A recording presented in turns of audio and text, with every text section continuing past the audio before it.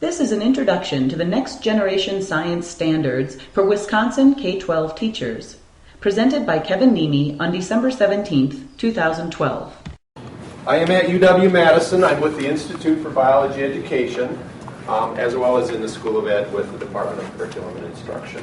But really, I just connect campus to greater K-12. Most important website, nextgenscience.org. It's in the handout. That is where the next draft, which will be out in the next 2 weeks, will be placed, as well as a bunch of great documents that will help teachers and districts think about the next generation science standards. And this is coming from the university? This is No. from, where is this coming from? This is coming from Achieve Incorporated, which is a nonprofit in Washington, who had the charge of designing and writing the Common Core Math and Common Core ELA. Same company, so if you're familiar with those projects, which I hope you are since they are mandatory, Yes. there will be very similar development process and structure. So Achieve is a nonprofit curriculum organizing group. And so this will be put in as some of the Common Core standards, No. basically. That's We do not use Common Core with science. Common Core Math and Common Core ELA are truly Common Core. All states have adopted them. Right. Science is optional. There's also some legal considerations with the use Common Core. So Achieve said they're not Common Core because most states, or many states, may not adopt them. Most will. So they just said we need to call them something different. Next generation science standards. So do not call them Common Core science. And do you know if Wisconsin, the state of Wisconsin, is adopting them? 99.9% chance we will say yes, according to Shelley Lee, the DPI science consultant. As a state? As a state. Okay. And I'll tell you how and when and all that. Good questions, though. A lot of confusion about that. Okay, here's what we're going to talk about. Where we came from, where the research took us. So I'm going to talk about some of these things that have been written in the last couple of decades, where we are right now and where we're going in the future. And the future is very soon. Literally, it could happen within the next 6 months that these become our state standards in science. Okay. So where we came from. How many of you are old enough to remember? Okay, half. This was written, actually, at the start of this began in 1986. Planning Curriculum in Science from DPI. Wonderful book. It actually was pretty good at the time, but things have changed. Better than nothing. There were really 4 components to it. Pretty broad definition of science, but starting some good things. Then in the late 90s, these things came out from the National Research Council in Washington. National Science Education Standards. This is where inquiry, science inquiry was defined. Second, they actually have a book on inquiry. What is inquiry in the science classroom? So this is where the concept of 5 features of inquiry, guided open inquiry, all of that was captured for a national audience. Then they did a 3rd set on assessment.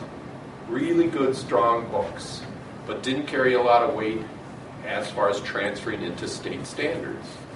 Every state wrote their own standards, which in Wisconsin became Wisconsin Model Academic Standards, which govern what you teach right now. 8 areas, 3 are very content-driven, the other 5 are not. Science inquiry, social perspectives of science, etc. So everything you do in science is supposed to stick or be aligned with these standards. We as a state got panned horribly for our Wisconsin Model Academic Standards in science because they were very broad, and they are very broad. And that was written purposefully for the educational system in Wisconsin. We are very much a local control educational system. Districts, Madison, could interpret these as they wished in their curriculum choices. Negatives, positives to that. California, I did some work in California over the last decade. They have extremely specific standards. Memorize these things, kids, and you will be a science student. Again, opposite end, equally as bad, in my opinion. So what has happened, based on some of this research, is things have been learned about how people learn. This is a really good book that characterizes hundreds of studies, research-based studies on how people learn. This is in general, brain-mind experience in school. That led to this book in 2005, How Students Learn Science in the Classroom. Again, it's to help developers of curriculum as well as teachers understand what the research says about how students learn science most effectively. If you haven't looked at these, we're going to actually get the lessons from what I think are the three most important principles of learning. The other one is, anybody seen the large books called the Atlas of Science Literacy? Are you familiar with learning progressions? That's where science and learning progressions cross. It's a big book that has topical areas. K2, it'll have statements, and then above it'll be 3, 5 statements, 6, 8, 9, 12. So the idea of a single content area, here's what you need to start off with as kinders, here's where they're going to get to as high school, and here's the connection this way vertically as well as to other content areas. That all came out in this Atlas of Science Literacy from the American Association for the Advancement of Science. So the point of this is there's been these hundreds of cognitive studies on learning and science that weren't manifesting themselves into our standards because our standards predated them in most states. So there became this movement of taking what was in this and putting it into a new set of standards. It took, since this time, early 2000s, in order for it to really get traction. The Common Core, actually No Child Left Behind, helped create the impetus to write this next generation science standards set. Okay, 3 principles of learning. How many of your students come in with a blank mind into your classroom? Sometimes they may appear that way, but no. They come in with a lot of prior knowledge, a lot of preconceptions that you have to deal with, either to reaffirm that their understanding is correct or to flip it around and get that bad information out of their brains. But the idea of all these studies saying, unless we address that as an educator in a classroom, in a situation like this with adults, we can't be as effective as we should be if we don't deal with preconceptions. Got to do pre-assessments, what they think, where they are prior to the learning situation. You do it routinely. You ask questions. Hey, what do you know about weather? Why is it sunny out today and not yesterday? That's just getting at what they think. You may need to do it on a more formalized basis to do it effectively, but we all do it intuitively. That's principle number 1. 2, this is the idea of there's a lot of factual knowledge in science. If you memorize facts, do you understand science? Will you retain that science? No. The research says the best way to retain and understand, specifically in science, is to understand the concepts and how the facts fit into those. So my analogy with this map situation is you're in a foreign city. You can either be told a very specific set of directions to get from point A to B, or you can be given a general layout, the concept of how the city is laid out. If you have a roadblock on that first set of directions, you're going to be lost. But if you have a bigger idea, you can figure out how to get around the roadblock much better. So the idea of this facts and concepts, both are needed, but you ignore one, the other suffers. And in this day of multimedia, of smartphones, those facts are easily retrievable. They don't have to be stored up here all the time. I think what we all want are students who can think rather than just memorize. Okay, the last and third principle of learning is about metacognition. We've got to actively and explicitly talk about what we've learned. as students, as adults, whatever. It just gets processed and sticks better if we, oh, I thought that when we started this unit, now I've changed my thinking to this. That's the correct way. It's just an active endeavor of thinking about how we learned something and what we've learned. So the idea of giving a pretest, teaching a unit, having the kids go back to their pretest and changing what they thought might be the answer, that's a better way of processing this changed knowledge. That's essentially what this whole book is about, are these three principles and how these studies have reinforced that. And they actually talk about chess in here, of a novice chess player just doesn't get it as well as an experienced chess player in analyzing the situation, because they just don't have the knowledge about it, that we have to develop that. So there's a lot of good examples. There's actually a CD that you can read or listen to. And there's an equal one called How Students Learn Mathematics in the Classroom. Mathematicians think a little bit differently. But these are what the kind of research that went into where we are now. So, summer of 2010, there was a release of a draft of this document called A Framework for K-12 Science Education, Practices, Cross-Cutting Concepts, and Core Ideas. It was a 2-week public comment period. Then it was rewritten and released last summer, a year ago, this past summer. Electronic, hard copy. If you have not seen it, the purpose of the framework is the following. It guides the writers of the next generation science standards. It has chapters on the philosophy of what this writing team should think about when writing the standards for science education. It talks about equity. It talks about a lack of resources in classrooms. It talks about all these related issues, assessment, all that are important that the writers of the next generation science standards needed to talk about. 90% of what's in the framework is in the standards.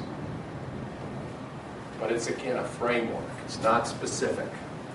It's kind of almost like this is a framework for the old science. They're not the standards in here. So this was a really important document that is available from the National Academies Press for free. You can get a free download of a PDF of it. So if you want to read it, I know there's Claire, you're at Lincoln, Hawthorne, there's diversity issues, changing demographics of students. All those kinds of things are talked about in the framework. The standards are going to be just about science standards. This is how you can implement standards-based instruction in science. So I would suggest getting this PDF or the book. There's an actual book. So, what's revolutionary about the framework? In the title, Practices, Cross-Cutting Concepts, and Core Ideas. Those are the 3 dimensions of the framework, and therefore the 3 dimensions of the standards. Those dimensions are to be integrated into the standards. So the idea of practicing science and engineering, cross-cutting science concepts, and really fundamental core ideas in different life science, physical science, earth and space science, and engineering are what standards are going to be about.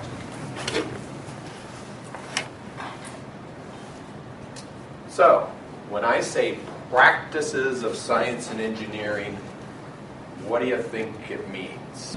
Most people, and I've given this to at least a dozen different groups of teachers over the last 3 or 4 months, they can get most of these practices, of which they are here, and they're on your sheet. Mm-hmm. Science is about asking questions. Mm-hmm. Engineering is about defining problems. Use of models, planning and carrying out investigations. That's pretty obvious. Data is important. Mathematical thinking is important. Constructing explanations and designing solutions. Engaging in argument from evidence. And lastly, obtaining, evaluating, communicating information. Question number 1. Now, this isn't on your sheet. Why do you think they call them practices of science and engineering? Why did that writing team come up with that terminology? Practice means what you're doing. What do you do when you practice? Practices of something are different than practicing. If you use a sentence where you say the practices of this field means the actions, the things that actually physically you engage in. That's a But good if you distinction. practice something, you just sort of try to get better at it. So I hadn't thought of that, and I actually have talked to the head of the writing team around the practices, and his story was, in music, you just don't pick up an instrument and be good at it. You have to practice. So he was thinking of the verb more than the noun of practices. Because you I thought of the practice noun. medicine, I guess, but you also improve at it over time. So the idea is you multiple exposures, you just don't do it once and master it. That's kind of the reason they chose practices. But it's a growing and learning too. It's not just the practice. It's not just the growing. It's the growing and learning as you go. Yes. And you see the E word there, engineering. We'll get back to that. But now, back to these documents. Did you see the 5 features of inquiry, if you remember them, in the practices? Who recalls what the 5 features as defined by the National Science Standards? predict. Asking questions, asking scientific, or engaging in scientifically oriented questions. That's the first one. Designing Not design, kind of Gathering and interpreting. data and evidence. That's kind of the second one. Analyzing, creating evidence from data. Create an explanation. Evidence-based explanations. Very good. communicating. Communicating. That's actually the 5th, so you skip the 4th.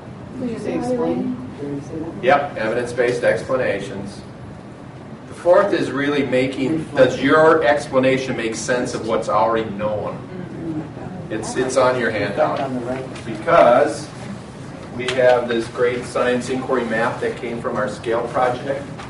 Learner engages in scientific-oriented questions, priority to evidence, formulates explanations from evidence, learner connects explanations to scientific knowledge, and then learner communicates and justifies explanations. So can you see how inquiry is still there? It's just not called inquiry. It's now some of the practices of science and engineering. We go back to the next. No, I want to keep this even if you will cheat. So, questions? Evidence-based explanations. You can say engaging in argument from evidence. Data is there. Communication is there. Constructing explanation. So inquiry is here. It's just not called inquiry anymore. And again, in talking with the author or the lead writer on this, he said inquiry became a buzzword that lost its meaning over the last 10, 15 years. It was defined differently by different people, even though this is what we were supposed to be working from. So they just said, let's call it something else. And that's where the idea of these practices came from. So that's the first definition that we will see evidence of, or first dimension that we'll see evidence of in the standards when we get to them. Second dimension, cross-cutting concepts. There are 7 cross-cutting concepts that are integral to all areas of science. Without cheating, what might they be? Cause and effect. Cause and effect is one. Very important in all aspects of science. Patterns. We look for patterns in science, whether it's patterns in the sky or patterns in numbers. 5 to go. Systems. Systems. Very good. Systems. Interactions. Systems and system models. Because you understand that a cell is a system, but also a planet is a system, or an ecosystem is a system. And there's aspects of systems that are incredibly important in analyzing and understanding. Cell versus planets. What's different there? That's size. important. Quantity, scale, proportion. Kids are incredibly bad nowadays at estimates. Yeah. The number on the calculator said this. Powers of 10 wrong, and they don't understand that it's that far off. That's scale understanding and really conceptualizing. Okay, more scientifically, there's energy and matter. That's involved in all areas of science, whether it's the energy to form the Big Bang, where did the energy come from, or the energy in a cell. How does a cell continue to stay alive through energy? Structure, function. Is force and motion? No, it's No. kind of under That's more of a core cause- idea. cause and effect. Last one is one that most often gets left out of this discussion, stability and change.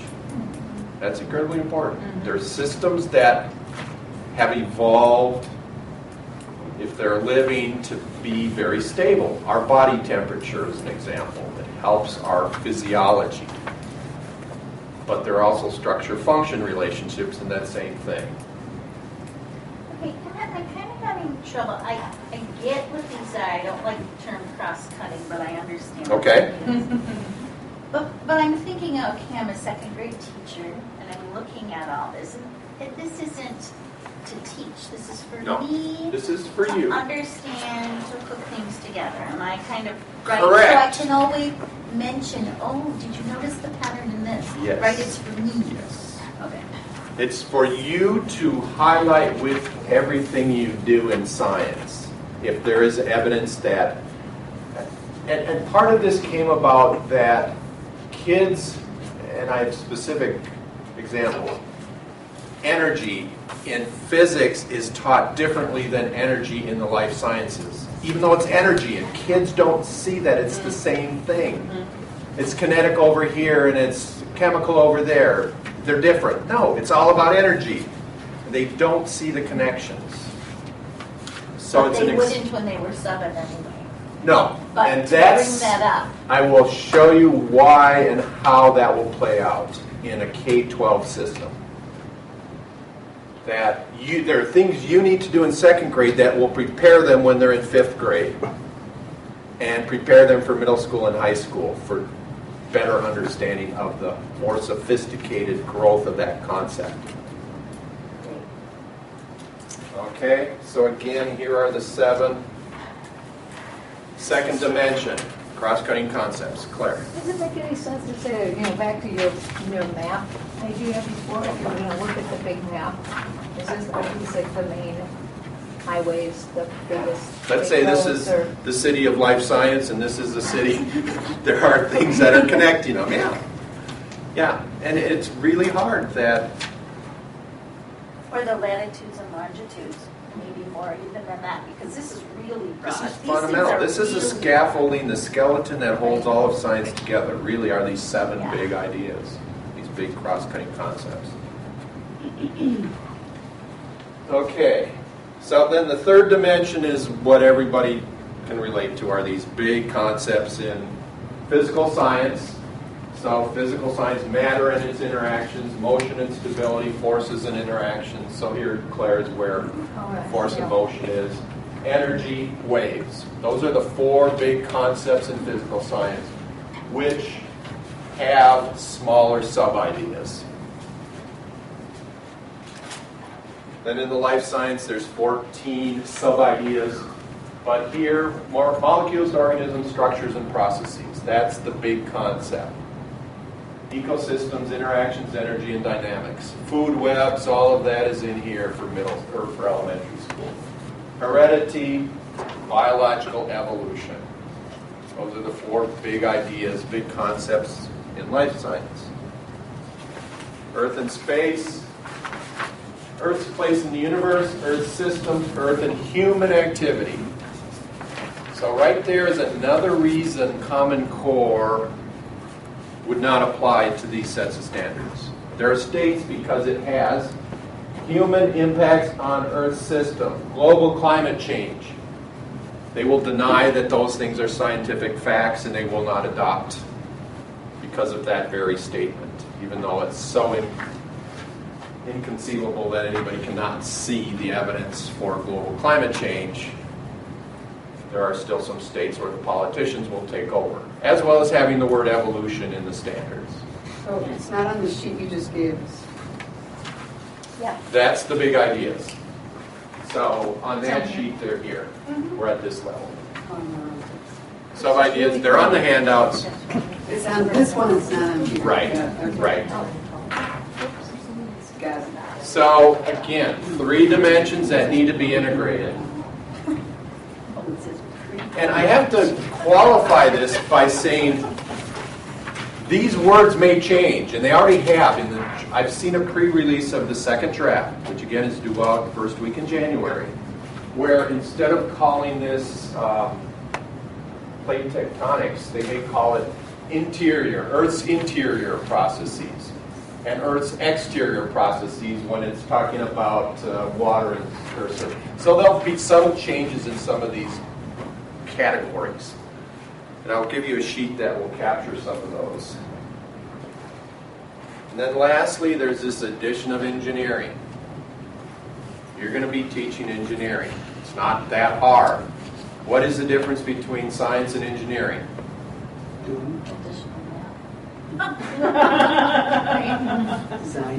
Designing. Yeah. Engineering, design, and links. Engineers take the science we know and try to design something that is faster, stronger, cheaper to make. It's the application of the science for human purposes. It's not that hard. In kindergarten, if you're studying blocks and the shapes of blocks and you have them build something that is made up of 10 blocks, that's engineering. They're designing a structure. That's as simple as it can be.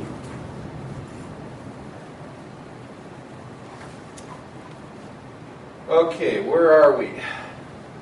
Again, this is some of the challenges. How do you connect these 3 dimensions in a single statement?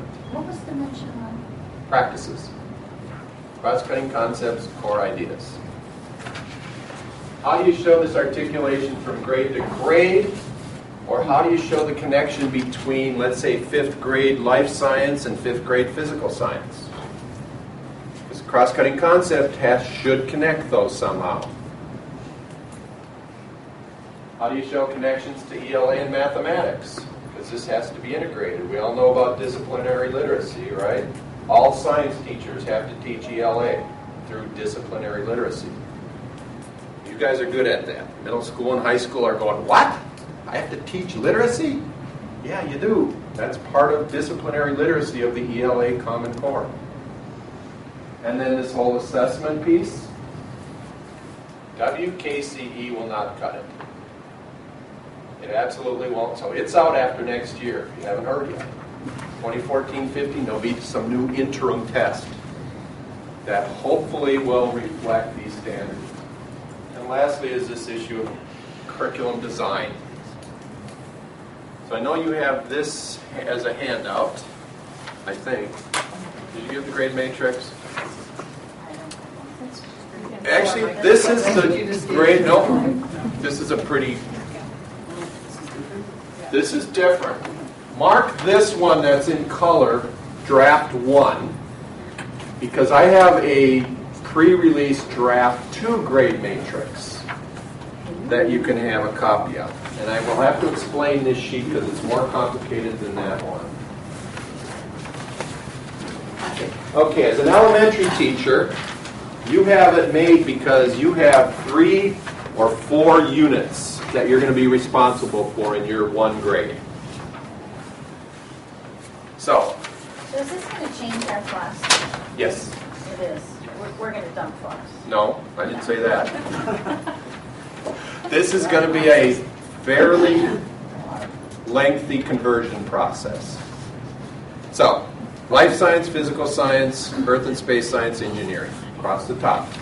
So in kindergarten, in life science, they're going to have 1 unit, interdependent relationships and ecosystem, animals, plants, and the environment.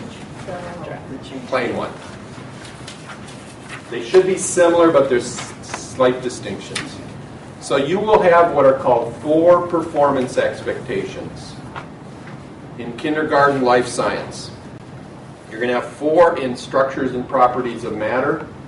You're going to have 5 in earth and space, weather and climate unit. That's what you're going to be responsible for in kindergarten. What exactly those performance expectations are, I will show you in a few minutes. So what's in parentheses refers to the Number of statements that link the 3 dimensions. And this is Madison School District. This is National Next Generation Science Standards. And we're not going to change them. We're taking what's here. If the state adopts these as our standards, which again they more than likely will, these will become Madison standards. Yes. But again, this is based on a draft that still can be changed. We shouldn't go by those units. Don't go buy those units yet, no. I've actually told districts who wanted to buy stuff this year, don't even bother. It's a waste of time and a waste of money. Because we don't know what materials will be there to support. So, you can see as you get up into like 4th grade has 21 performance expectations expected of them in a single school year. Life cycles and traits, energy, waves, Earth's surface processes. Give us an example of what one of them would be. I will get to that. Yeah. I want to give you the overall structure, and then next we'll actually look at them. So you're lucky in elementary, your grade is defined by the standards. Look on the back side. No, for lucky. Middle school is banded, 6 through 8. They're going to have to divvy these up.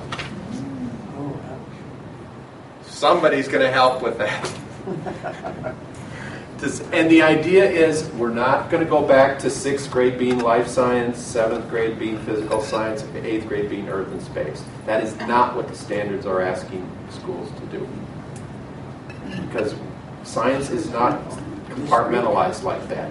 So is this going to end up going back to the university and changing majors and changing licensing procedures? Okay. I'm part of, as Carmen said, I'm on the state superintendent appointed Department of Public Instruction State Science Leadership Team.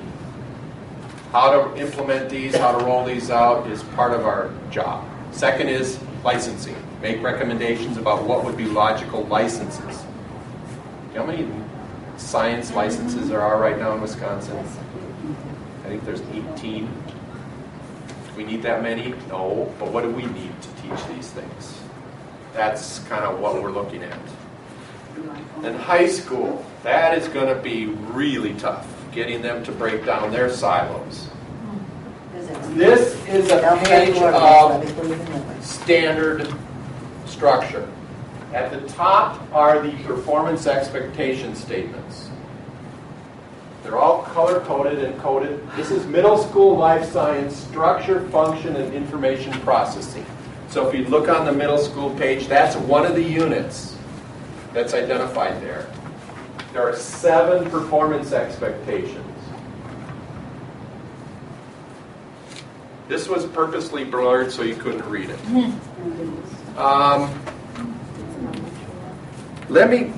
Since they've changed a little bit, what I did is made copies of the 5th grade set and some high school ones.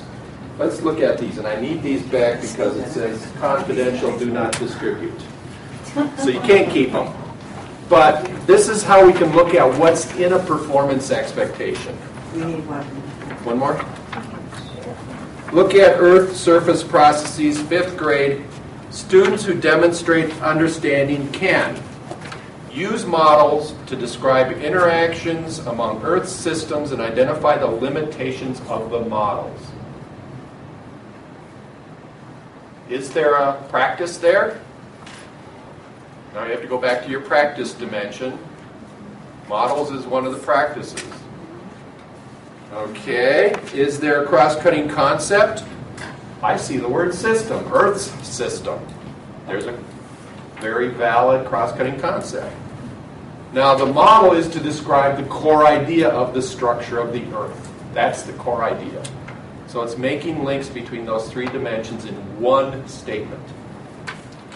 Okay, read the red. Clarification statement.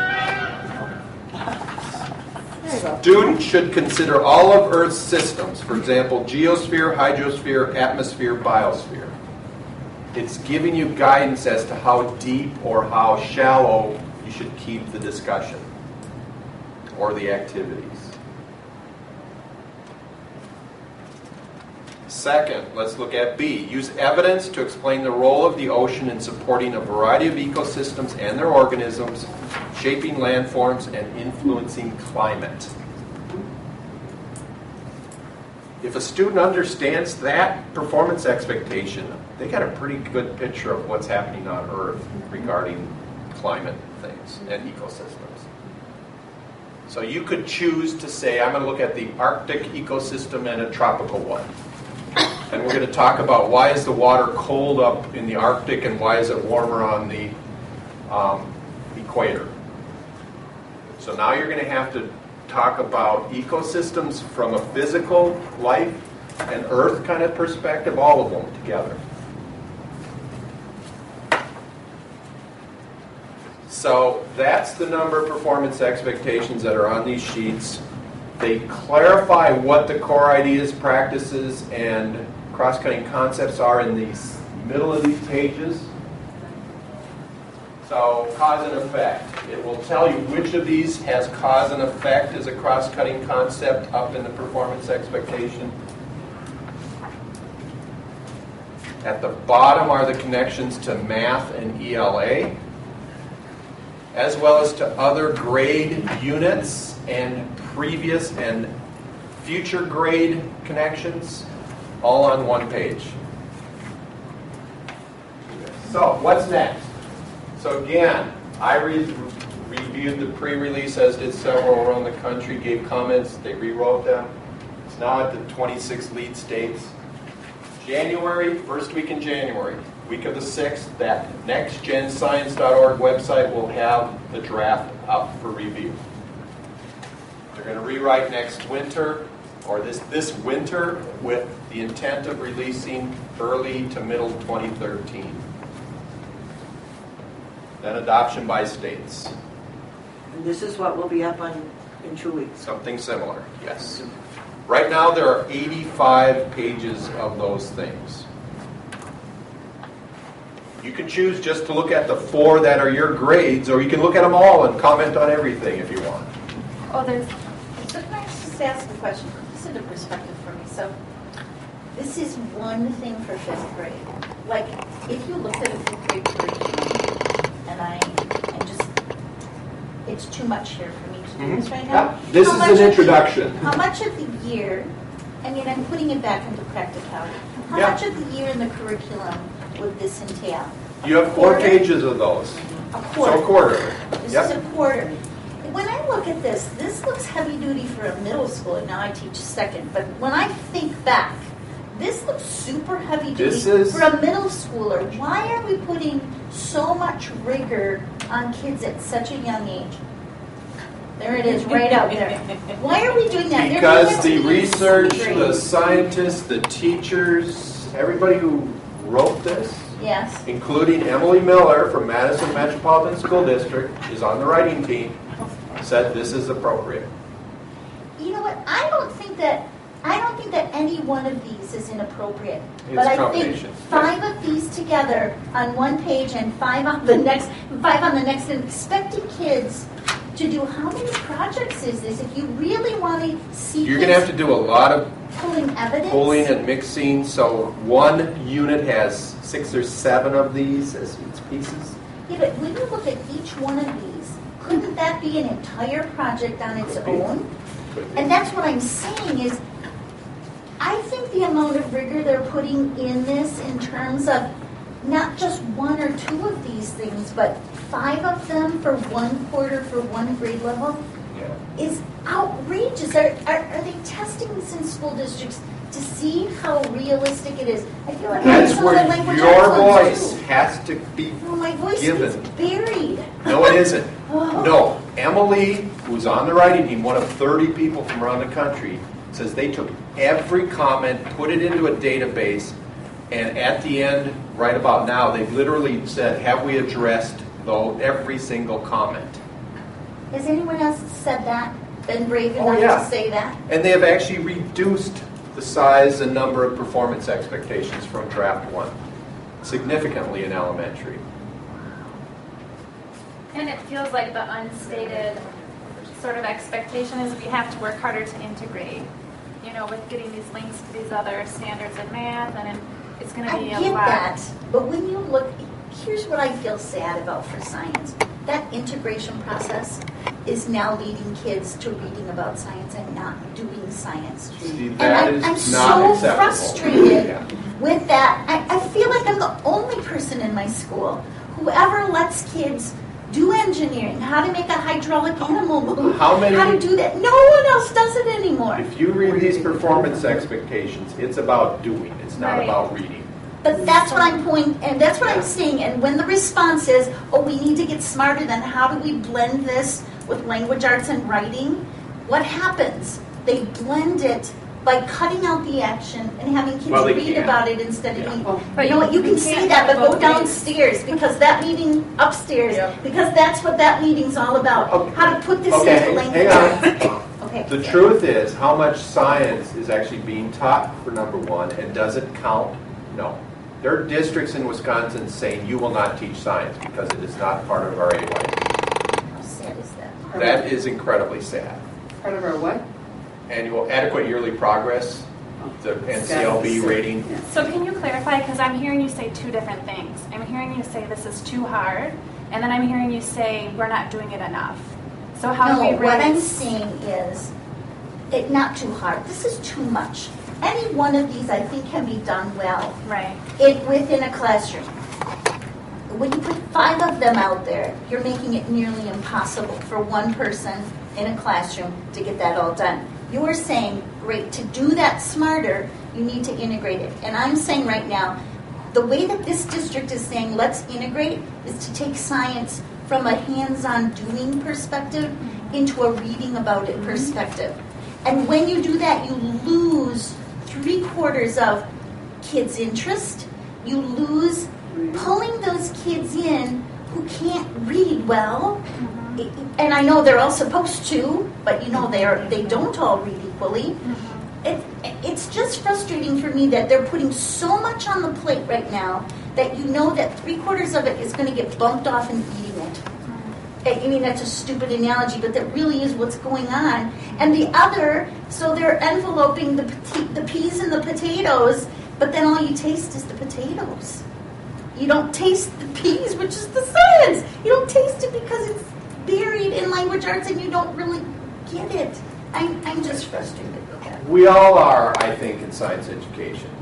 You know what the stats are on the number of hours in elementary in this state over the last 10 I'm years? sure they're It's abysmal. about like this Yeah. curve, Mine. from like over 3 to less Way than, down. down to Nuts. like 2. Up, So yeah. is this going to force us to relook, not we being us, but is this going to force our district to really look at the fact that right now, on average, we probably have, well, I don't know about you guys, but I have a 30-minute slot twice a week to do science. Let me answer the question here. And some of us With have to do it this. in 2 languages. This is not unusual, these statements. It's happening all over the country. What is going to be also released are course pathways for that middle school, high school, to give them ideas of ways to teach that buy into the philosophy of the standards. Storylines. You're going to have storylines for your 3rd grade or 2nd grade that can give you an idea of what the writers envision for a year of science in 2nd grade. Here are the kind of units that would meet a majority of these performance expectations. Those will be released.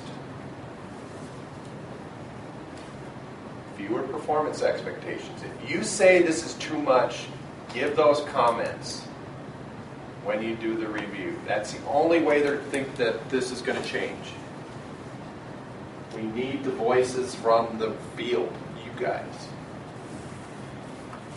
As a state, we were praised by our comments by the writing team. We did a really good job as a state of getting people out to comment. We need to do that again. Because they did chop off a bunch. I could give you exact numbers. Yeah, it's a lot. And there has to be changes in federal policy in order to have some teeth in these standards. We don't know what's going to happen there. Because again, what do you get graded on? Reading and math, period. Florida. Okay, so there's a lot of implications, ramifications if these standards get implemented. A lot of it is unknown. We really don't know, but we need to proceed. This is asking for radically different approaches. We aren't going to be able to take what we're doing and tweak it to fit these standards. Right. It's going to take a generation, perhaps, of turnover, of change. That has to start at the university in preparation of pre-service students. We've got to be involved with in-service. Teach people. We're in it, and you're supposed to prepare them. And I'm first to admit, our priority on our campus is not teacher prep. It's research around education. It's changing. If you haven't met Melissa Brodney yet, she's a new faculty in science ed. She's phenomenal. She cares about what's happening in the classroom, not just researching it. So there is some change going on in pre-service, in-service. There's a lot of issues that are going to have to play out in the next 10, 15 years.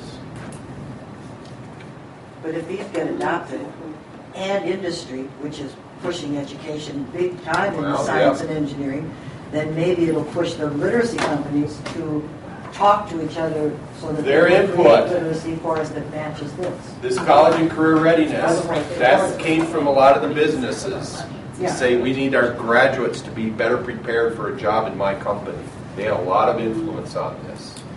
I mean, we could turn around to Mondo or somebody else and say, we'll buy your $1.5 million if you just write this stuff. Go back and write it and bring it back and, So kind of an overview again. You're looking at 3 or 4 of these sheets in the primary, second, and elementary levels. That's not easy to see the connection. So there's going to have to be scenario stories, sharing of either universities writing those or curriculum companies, textbooks. I use textbooks as a resource terminology, ideas of units, that kind of thing.